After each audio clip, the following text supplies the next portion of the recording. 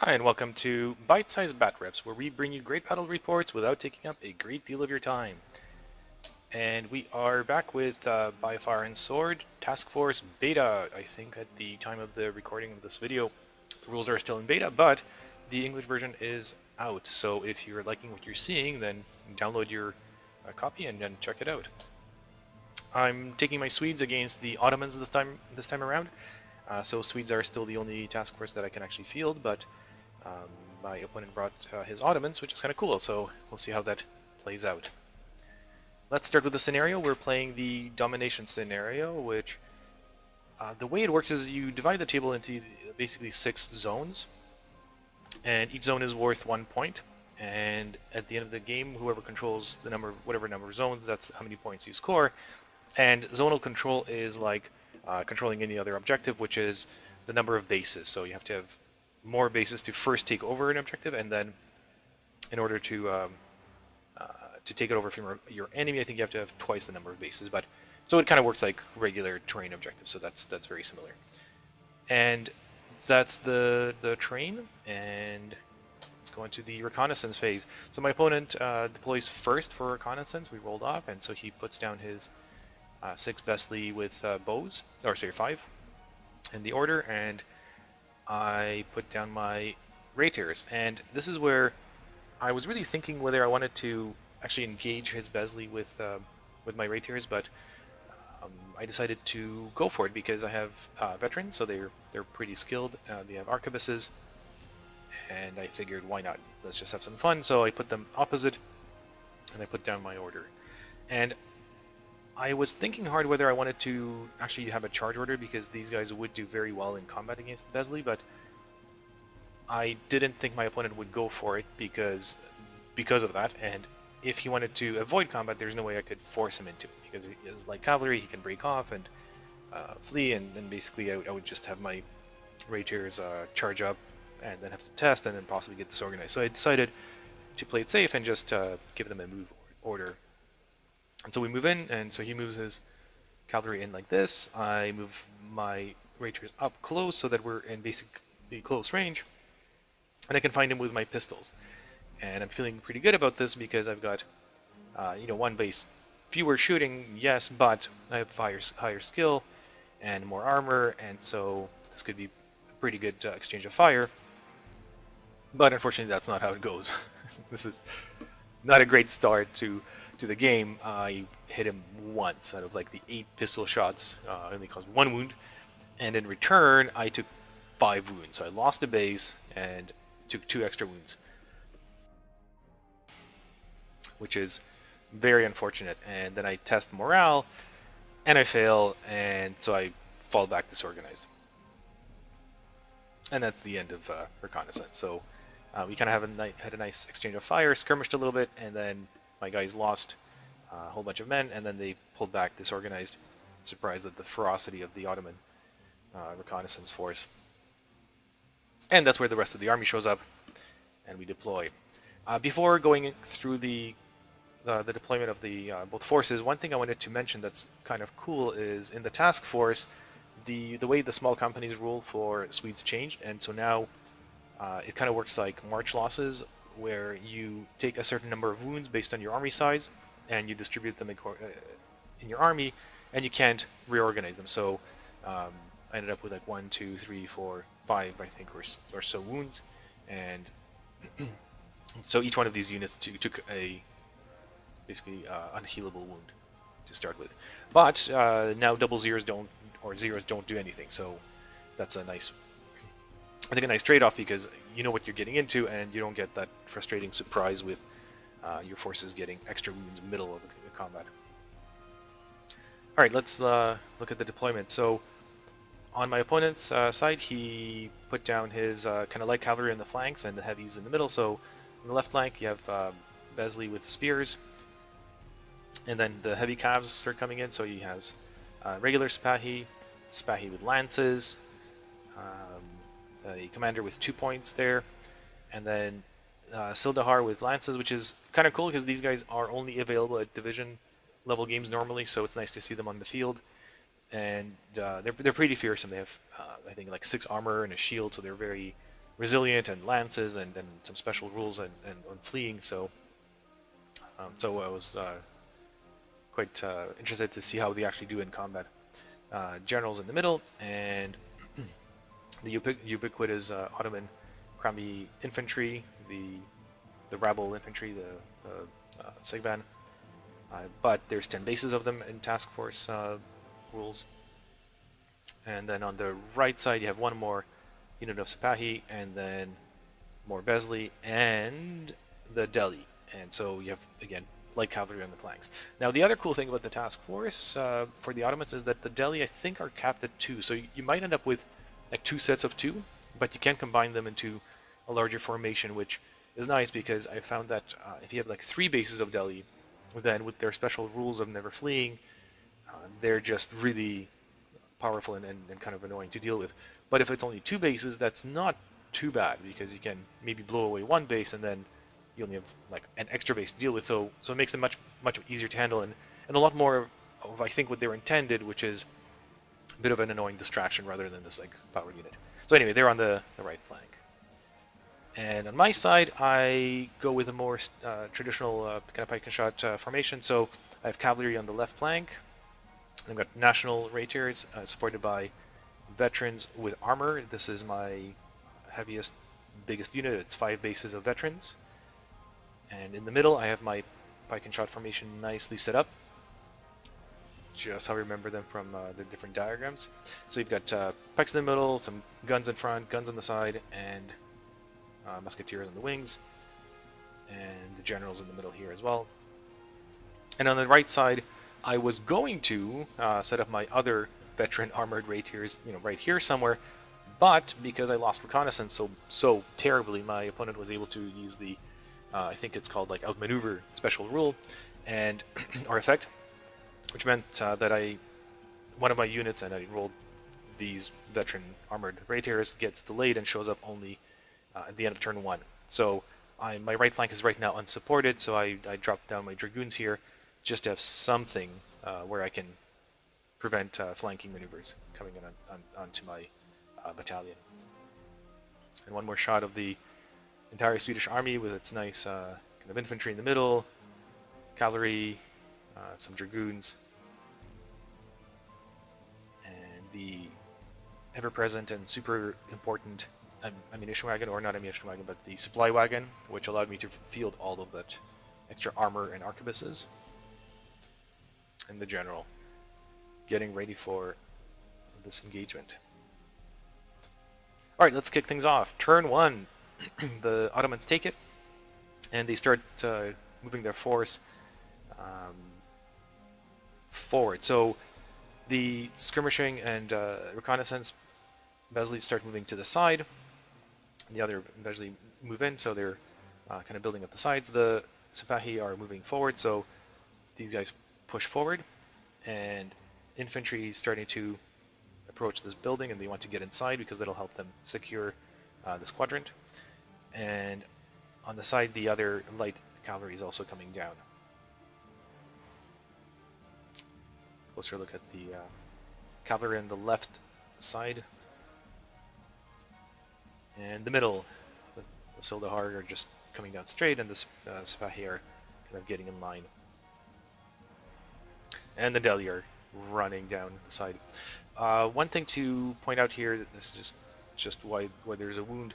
I had, I think, I had a 1 force point disadvantage, and I ended up with like the chaos effect, panic effect, and I rolled the Delhi, but of course they actually don't flee at all. So instead of fleeing, instead of getting disorganized, they took a wound, and that's why they're starting the game down 1 wound.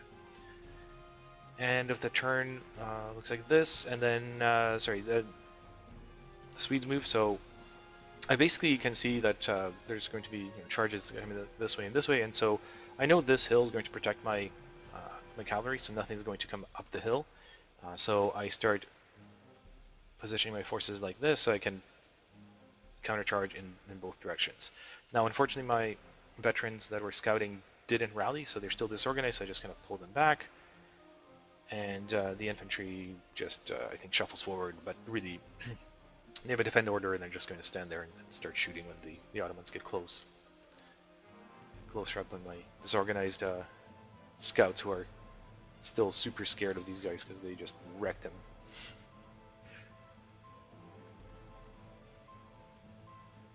That's what that looks like again. And the right side... Oh, and yeah, at the very end of the turn, the other armored raiders finally march off the table edge. So they were outmaneuvered, but they maneuvered themselves back into position, and they're rushing to join the lines. Alright, turn 2. The Ottomans take it again, and they are not charging yet, but they're definitely getting ready. So now the heavy cavalry in the middle is aligned, and you can see, you know, where it's going to want to go next. And the other cavalry wing here as well is getting in line, and these Besley are circling around, and they're doing what light cavalry always does, which is just, you know, get to the sides and behind, which is super annoying if you don't have light cavalry of your own to counter them. And on the right side, they're pushing it as well. So one more look on the left side, and as I said, they're avoiding this hill because it's going to slow them down. It's just not worth it. And the center is nicely getting ready for a glorious charge. And I'll point out that both of these units have lances, so these guys and these guys both have lances at this point still. And the right side, so you can see the light cavalry is circling around the woods. Delhi pulled up here, and the spat here kind of just squeezing through this narrow gap. And of course the Segban occupied the building, so at this point there are like 8 bases in here, and 2 more bases that can jump into this little building. So yeah, they're not going to get pushed out of this building. Like, with so many bases in a fortified position, I just don't have enough even turns to try to shoot them out. For my turn, I basically doubled down on what I was doing, so I get my cavalry ready to countercharge and pull my still disorganized reconnaissance force back to kind of establish some sort of a line. Infantry edges up and gets ready, and my cavalry on the other flank joins the line and forms it up. And now you have that kind of classic formation when you have a pike block in the center with cavalry in both wings, and I'm desperately trying to not get encircled as the light cavalry of my opponent is doing this on both sides. End of the turn, and we don't really do much shooting, and I actually even choose not to shoot my guns because I'm trying to save my ammunition for close range case shot. We'll see if that comes back to haunt me, but at this point I'm thinking, you know, doing a wound here and there is not that exciting. One more look from the infantry vantage point. Just waiting for all that horse to come charging down at them.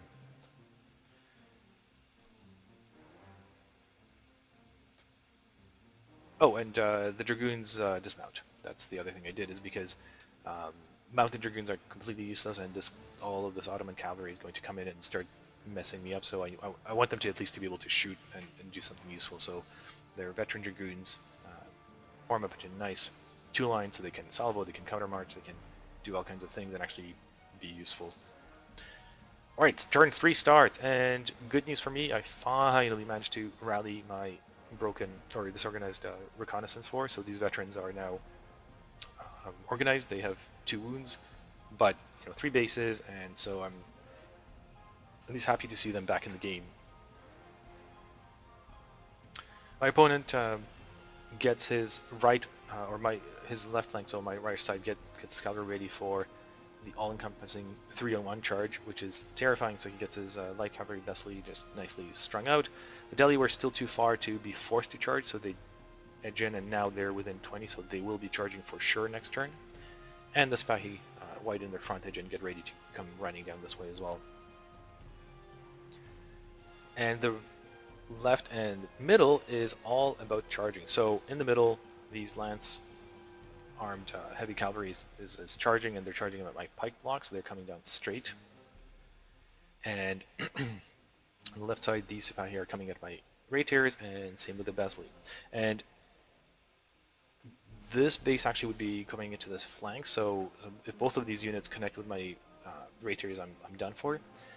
So I'm happy that I gave these guys the veteran rapiers a charge order because they can now intercept these Besley and kind of have two combats, 2-on-2 instead of 2-on-1, which gives me much more chances of survival.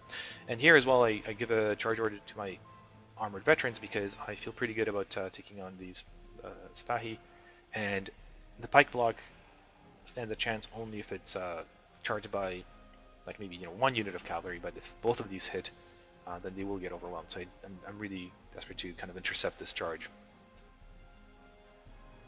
Close up on the action on the left side. These guys come thundering down. My rapier is wide in frontage, and basically just get ready to receive the charge. And of course the Ottoman Besley that were scouting came all the way down, so now they're in my rear, which is where, of course they were trying to get there, and it's very unnerving because now if anything breaks or flees down, I have nowhere to go. And the infantry is holding steady as these guys are running down.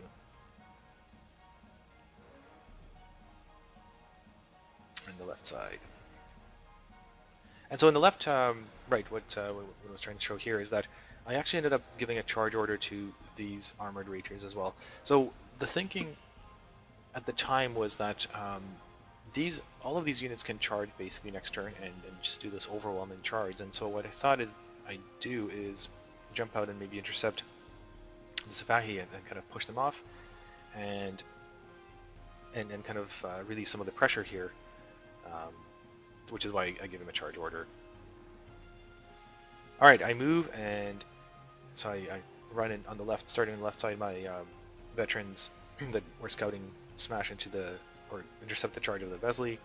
My armored rapiers intercept the charge of these Sipahi, and these armored rapiers charge at the other Sipahi on the far right. And we engage, and disaster strikes because for shooting while charging, I actually did cause a wound, which is great, but I took a wound as well and lost the base and failed my morale test and withdrew disorganized. So I didn't actually engage in combat with these guys, which is not good, because I had a decent chance of tying them or beating them back in combat if I was engaged. But now that I'm fleeing disorganized, or sorry, pushed back disorganized, it's not going to go well at all, because they'll just charge in on the second turn. And here, cavalry clashes on the left, and the Sildahar can kind of run down and engage the pikes. Alright, and let's take a look at this. This combat is about to go, and it's pretty good. I've got 5 bases versus 6, but my guys are definitely of much higher quality. And here, similarly, it's 4-on-6, but again, these armored veterans are significantly better than just regular Sipahi with nothing. So I'm feeling pretty good about both of these engagements. And just, regular rapiers coming in against Sipahi here. And starting on the left side, the combat start off pretty well for me, so I win this combat. I think I did 2 wounds to like 1, and with the tactical discipline win, and Sipahi failed their morale test, and so they pull back disorganized, which is excellent because now I can pursue and cause some damage.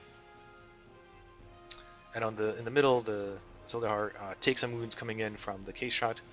My gun hides behind the pikes, and they smash into the pike block, which is fine. And so I'm really curious to see how this just turns out. So to see if this whole pike and shot formation was worth setting up, and if they can actually withstand this charge.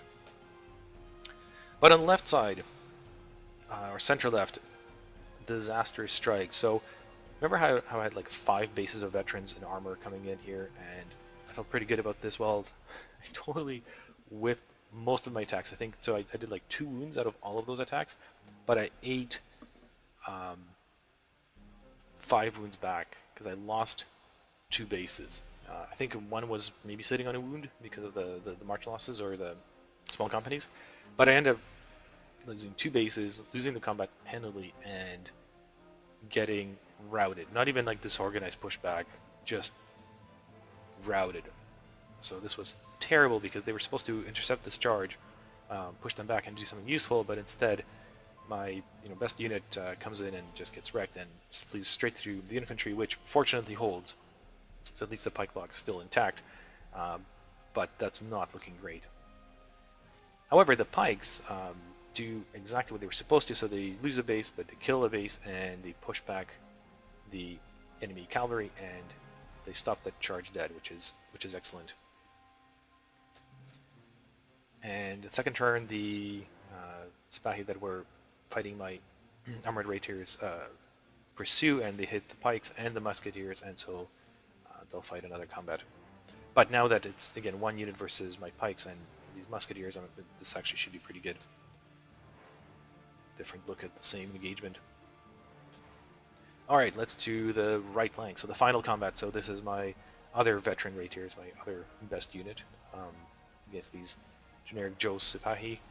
And they also do terribly. So here I whiffed even worse, where I did 0 wounds, like absolutely no wounds at all, and I lost a base. So I took 3 wounds, and now it was outnumbered 2-1, and withdrew disorganized. So at least these guys didn't flee outright, but they withdrew disorganized, which is horrible because now the Sipahi can pursue them and charge them in the second round of combat. So not good. And so they do, and now I'm disorganized, so barely fighting, don't have the good tactical discipline, and that's not going to go well. Alright, let's do the second turns of combat. So on the left side here, this is my rapiers, which were victorious, hitting these disorganized Sipahi, so this should be nice and easy, and so they push them back. Here, the Sipahi, which used to have lances, but they no longer have lances because they use them up, come into my pikes, and they lose. So I actually do really well. I think I end up maybe even killing a base, because it's 1, 2, 3. Yeah, I think I killed a base here, and they lose and they get pushed back. They're organized. They didn't disorganize, but at least they lost the combat, and so my infantry is safe. And on the right side, the armored rapiers that used to be here lose the combat because, of course, they did. They were disorganized and outnumbered, and so they break and flee. And here you have them. And so they went right through the gun. The gun passed the morale test, so at least I still have artillery. But both of my elite units are now fleeing, and my infantry lost its screen, which isn't good at all. So looking at the field, you have this rapier cavalry is still intact and fighting, and it did really well against the Sipahi here and pushed them back, and they're now actually fleeing. But these armored rapiers are broken and routing, and so the infantry itself is not supported very well because there was only one unit supporting it on the left side. Alright, turn forward kicks off, and so it's super important that I rally both of my fleeing cavalry, because if I don't, then I'm in trouble, and I can now recrew the gun, or not recrew, but basically just restaff the crew, because the crew is alive. They hid. Let's see how it goes. So, morale test for my armored veterans on both sides, super important, and I failed them both. So, both of these armored rapiers, like cream of the crop, the best troops I could afford, just did nothing for the game and fled off the board. And poor bloody infantry that's gotta carry the day now, or try to. But good luck with now that it's facing all of that cavalry. That was a disappointing morale test. All right, on the right side, I can't really do much with these dragoons. I just back them up as much as I can, and I know the Delhi are charging because they have to. They're within 20, so they'll be coming this way. The Sipahi might be charging as well, and so I just basically brace for impact. I have some case shot here, and we'll see how it goes. And on the left side, these Sipahi that were fleeing rallied, which is unfortunate, but they're back. And these Besley, I know they might be coming at me, so I take my rapiers and I try to move them back as much as I can to get out of the side charge for this unit. but unfortunately I don't manage to move far enough, and so these bases do make a side charge, which is really not good because now my unit is charged from the front and the side, and so I can't withdraw if I lose combat. So that's not ideal. And in the center, both of these cavalry units charge my infantry again. And this time what I decide to do is actually sacrifice the gun. So because I can't screen with anything else, I have 2 units of cavalry charging down at my poor pikes. So I take the charge on the left side from here, but on the right side I leave the gun, and the gun will fight and lose, but A, it'll get to fire, and B, this way the pikes get to fight the cavalry 1 unit at a time, so it kind of breaks up the charge a little bit and gives me a chance. And on the right side, as expected, so the Delhi come in, and the Spahi come in, and that's going to hurt, but the Spahi are sitting on 2 wounds, and I have my veterans and I have my gun, and so I'm hoping to cause enough wounds to force a panic test and maybe do something useful. And that's what the board looks like before we start rolling dice and fighting. So after shooting, the gun did actually really well, and it ended up killing some bases. These guys passed their morale, but at least they're now down to just 2 bases, which makes them really not dangerous at all. And here, so this is the right side, so the dragoons and the guns fire, and I decide to concentrate my fire on the Spahi because they're the ones that can actually fail a morale test and withdraw, whereas the Delhi will pass all the morale tests, so I'd have to literally kill all of the bases to get them off my back. And I do manage to kill a base and actually cause some extra wounds, and the Spahi do fail their test, so they get disorganized and they pull back. So they came in, took a lot of fire, and turned around, and the charge faltered. But the Delhi smacked in from the other side, and now it's 2 versus 4.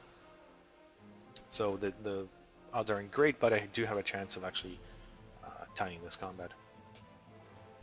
On the left side, so the dragoons that were, the Rangers that were here, that were outflanked, lose, and I think I'll lose it by 1 only. It was a pretty close combat, but because I'm flanked, it's an automatic flee, and so I flee this way. And to make things worse, this little base you can see here, that's the Spahi that are fighting my infantry, and most of my Rangers just smack straight into them, and I lose all those bases. So I'm left with 1 wounded base for the unit. So that unit of National Rangers just disappeared essentially. And Besley pursue them, kick, do a couple more wounds I think, and then they'll just bounce through the infantry. On the right side, unfortunately, my dragoons do not survive. I did no wounds, took some wounds, and so they also lose and automatically flee. And so that flank is also gone. And the Delhis pursue, and my guys flee a little bit further. But in the center, the infantry, the pike block, so they won the first rounds against the Sipahi, and they withdrew, disorganized, so that's excellent. And the Sildahar destroyed the gun, which of course they did, and they smack into my pikes. But now again, it's just, the pikes, all they have to deal with are these Sildahar, so I'm feeling pretty good about this. And they win, they cause some wounds, push them back, so the pikes hold. And both of these guys bounce off of them yet again.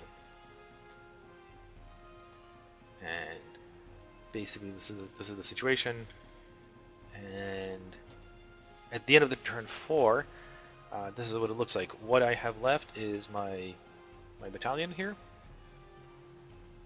and my wagon, and that's it. And so my task force is at this point broken. So I'd have to start rolling for morale, and I think I've rolled and actually passed tests for these guys. But I mean, I call the game because I can't do anything. That's it. We're done. The Ottomans are still barely taken in. Again, they took losses, of bases, but they didn't lose a single unit. Like, all their units are actually still on the field. There's even these guys that got rallied, and that's it. Everything else is still there and ready to attack. So next turn would basically be all of these cavalry units just coming in from all angles, which would have been quite spectacular, I guess, but not really that much fun to play out. So that's the game. The Ottomans take it. All right, a couple of thoughts to close out the video. So, second TaskForce game, still really enjoyed it. I think it's a very nice size for the system, and I'm very excited to see some of the other forces that get put together. Like I'm looking forward to a Swedish cavalry force, right? So instead of taking the kind of the pike block, which was the only thing that actually did anything this game, but I could take just more cavalry and play it a little bit differently. So that'll be fun to see. The scenario itself, because it didn't really come into play, I don't have much of an opinion. I think it's maybe fine, but this was just more of a regular SmackDown kind of a game. So I don't have many thoughts about the scenario. Other than I think I played the terrain wrong. That's the main thing, is because my opponent had this building which is very defensible, and so that quadrant would basically never get taken away. And I had really nothing on this side that was defensible. And when setting up the terrain, I just didn't plan for that well. So because the Swedes are typically outnumbered by the Ottomans, like my force was quite a few bases smaller, I could create more channels. So if I, let's say, smack the forest in here and like a building and some other things to break up these charge lanes, I might have done a little bit better. But as it was, my opponent was able to just surround me, outflank me, and come in from all angles, and my guys couldn't really handle that. So I think that just shows that kind of have to pay a bit more attention when setting up the terrain in these kinds of matches. The Swedes themselves played kind of like they always do. So you have to absorb the first charge and then counter charge, and if you don't absorb the charge, then you're done. But I was super happy to see the pike block work like a charm, and it definitely had some favorable conditions for it, where it was only attacked by one unit at a time, but within that, I think it did very well. So it was nice to see it, and I think this is like one of the few times that I actually got to use it in its full glory. And past that, it was a fun game. So I hope you enjoyed it. See you next time.